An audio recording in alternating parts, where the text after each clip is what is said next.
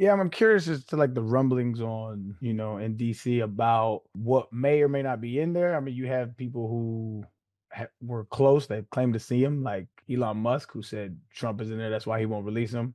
Yeah. I mean, what are the rumblings in DC about like what we may or may not see? And also, like, I would assume we would expect to see victims' names redacted, right? Yes. But how much are we expecting to see, redaction of a lot of documents and things of that nature?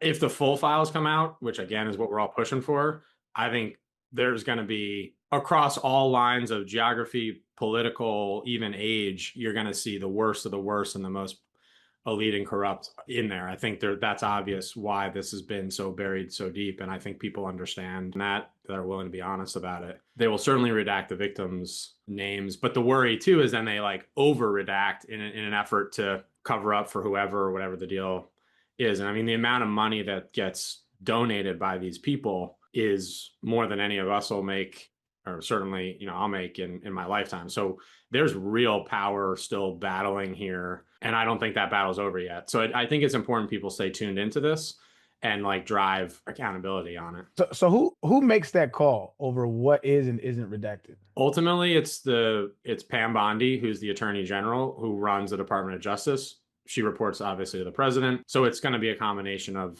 the two of them. I mean, there will be individuals obviously who work for her, but like she will have bless off on this. And if you remember, like in throughout the campaign leading up to last election, and even after the election, there were those photos of them holding that kind of binder of we're going to release these files.